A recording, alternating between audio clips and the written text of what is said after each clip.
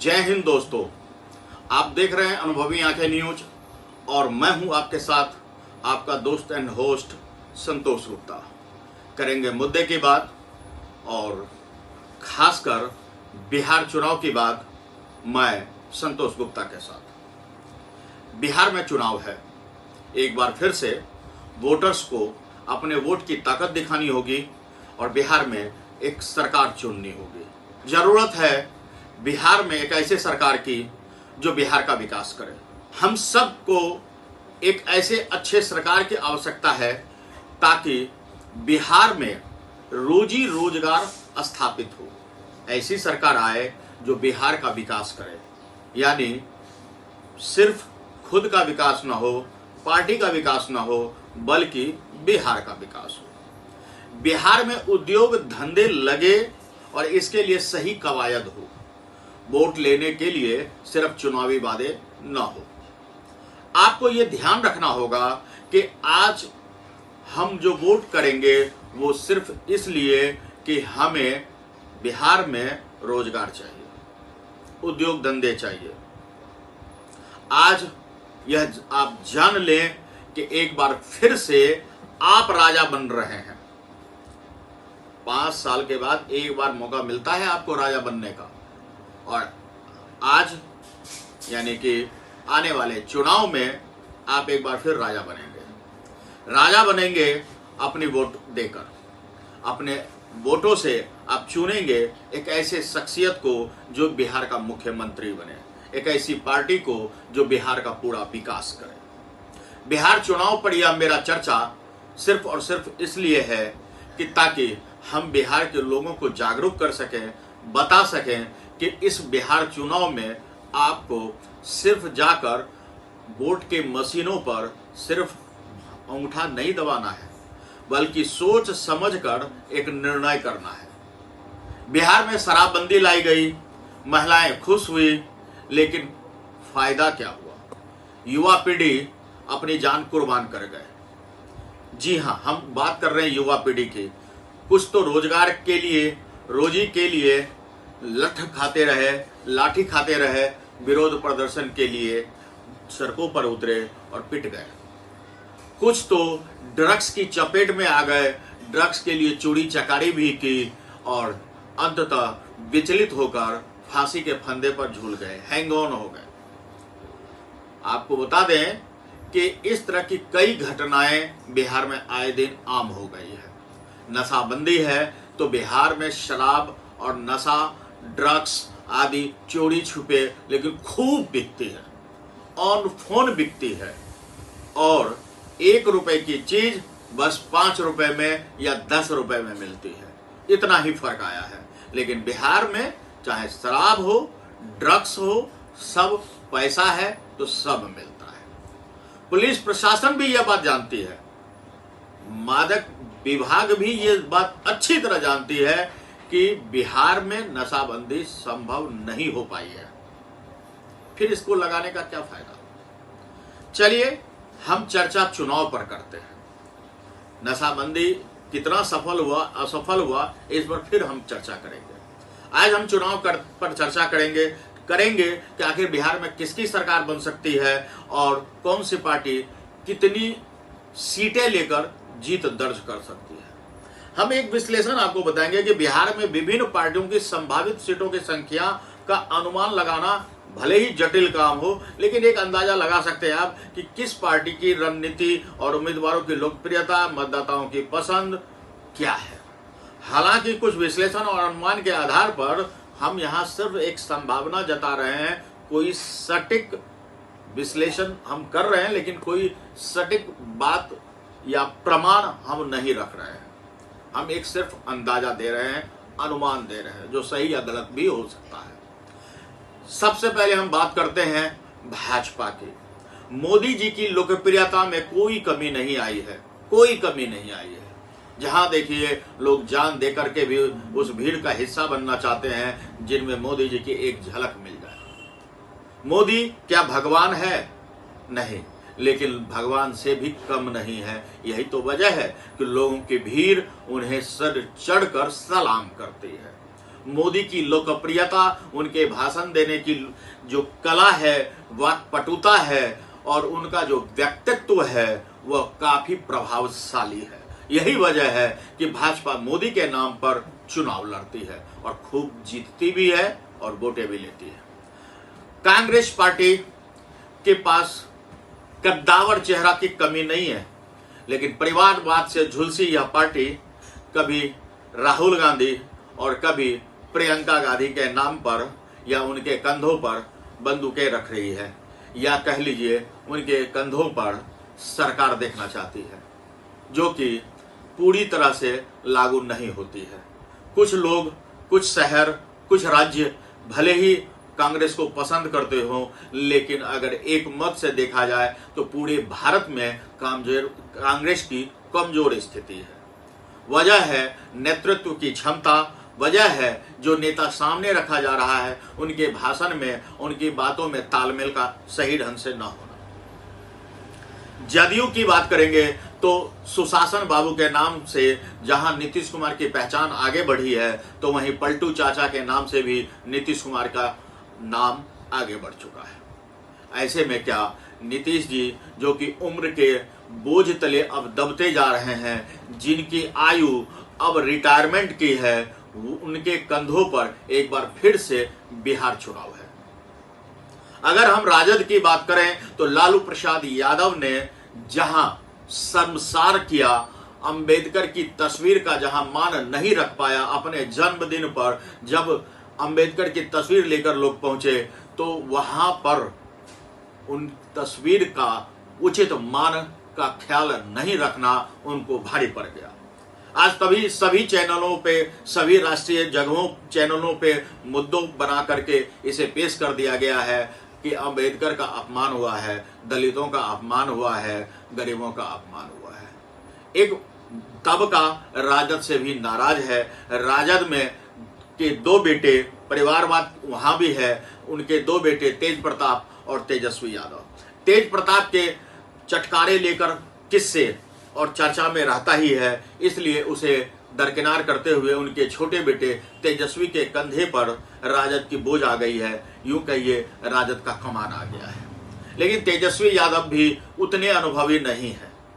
तेजस्वी यादव भी अपने पिछले पापा के कार्यकाल को देख लें तो उन्हें ये एहसास हो जाएगा कि पूरी तरह से यादव समुदाय के वोट भले ही वो ले ले, लेकिन पूरी तरह से यादवों के वोट पर सरकार सिर्फ नहीं बन सकती, उन्हें सबका वोट चाहिए। पिछले संसद चुनाव में उन्होंने देख लिया है कि किस तरह उनका अपनों से ही विरोध और अपने ही लोगों के द्वारा वोट काटे जाने के कारण स्थिति क्या रही है। ऐसा नहीं है कि बिहार चुनाव में राजद का कद नहीं है। राजद के यादव वोट उनके पास सुरक्षित है और साथ ही मुस्लिम वोट और दलित वोटों का भी संख्या कुछ कम नहीं है। बात करेंगे जन स्वराज की।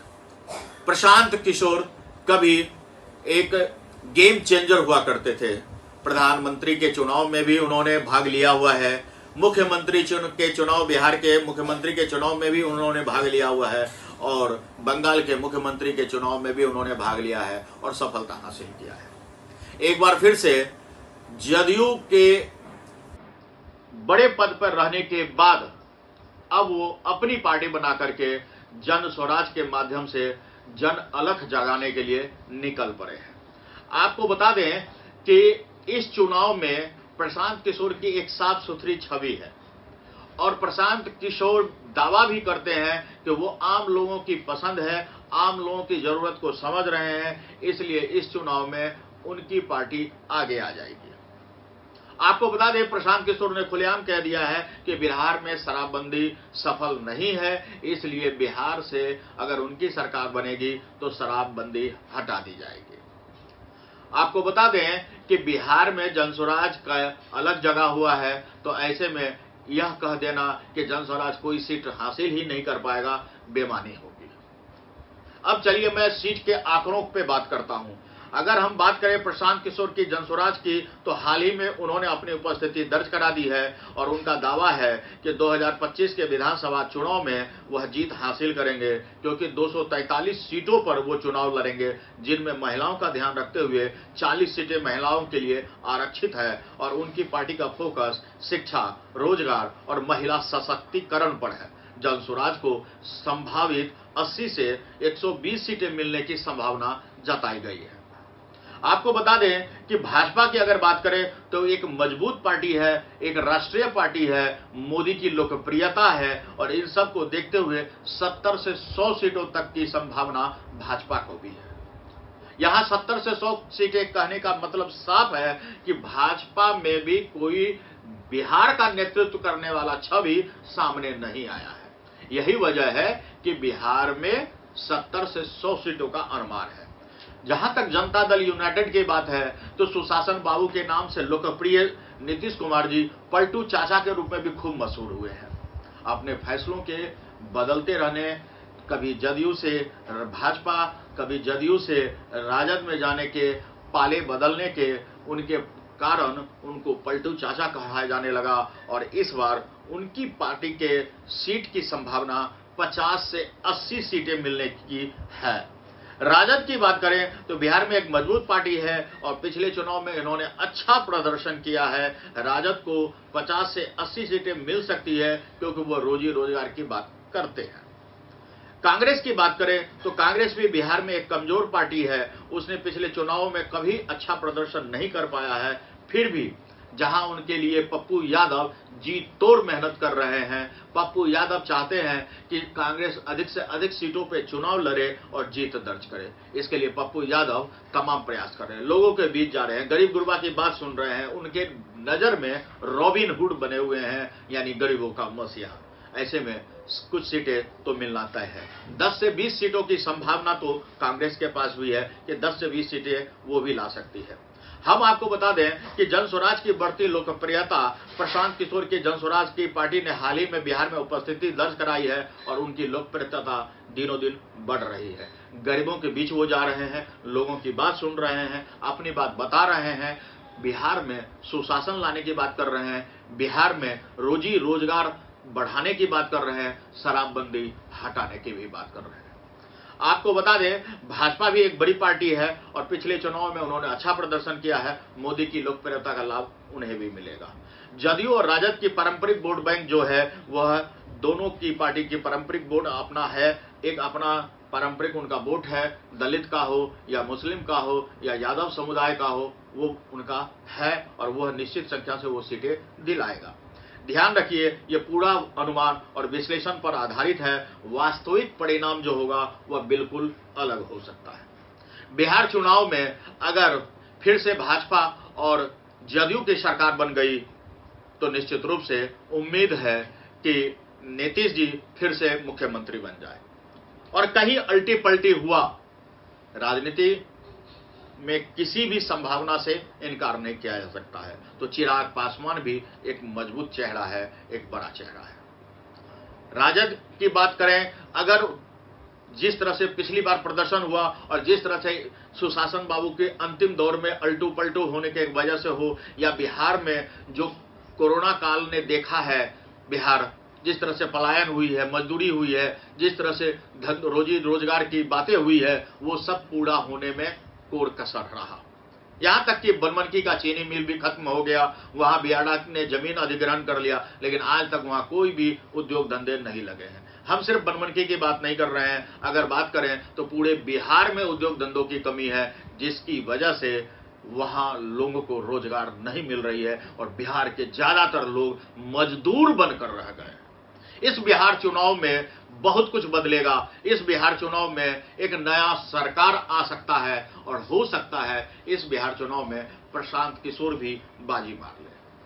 हो सकता है इस बिहार चुनाव में कांग्रेस भी पप्पू यादव के कंधों पर और अपनी लगातार जन समर्थन जुटाने के कारण एक अच्छी सीट उठा लाए। सरकार बने न बने, लेकिन सरकार बनाने की उनकी भूमिका अहम हो जाए। राजद की जहां तक बात है तो उन्होंने अंबेडकर का जिस तरह से अपमान कर दिया है, या अपमान वाली तस्वीर जो सामने खूब चर्चा में आई है, उससे उनका प्रभाव तो पड़ेगा। लेकिन मुस्लिम बेल्ट उनका सुरक्षित है, यादव बेल्ट उनका सुरक्षित है, जिससे सीटों की कोई कमी नहीं होगी, सीट उन्हें भी मिलेगी। तो क्या बिहार में एक त्रिशंकु सरकार हो जाएगी? क्या सब में सीटें बंटने की वजह से बिहार में एक मजबूत सरकार नहीं बनेगी? हो सकता है, ऐसा भी हो सकता है। तो इस बिहार चुनाव में हम और भी गहरी बातें लेकर आएंगे। यह तो एक झलक है, आगे हम इस पर खूब चर्चा करेंगे। बस आज हमने आपको आगाह किया है, आपको जगाया है, आपको आपके वोट की ताकत बताया है, आपको चुनाव और इलेक्शन की अहमियत को समझाया है, और सभी पार्टी के बारे में एक संक्षिप्त आपको जानकारी दिया है। सरकार कौन बनाएगा यह देखना दिलचस्प होगा। किसकी होगी सह और किसकी होगी मात, कौन करेगा भीतरी घात, हम सब पर रखेंगे नजर, और आपके सामने आकर बिहार चुनाव पर खास मुद्दों पर करेंगे खास बात। अगर हमारा ये चैनल आपको पसंद आता है, अगर हमारी बातें आपको दिल को छू जाती है, तो आप चैनल को लाइक करें, अधिक से अधिक लोगों के बीच पहुंचाने के लिए शेयर भी कर दें, और चैनल को सब्सक्राइब जरूर करें। आपका एक सब्सक्राइब हमारा हौसला बढ़ाता है। जय हिंद दोस्तों।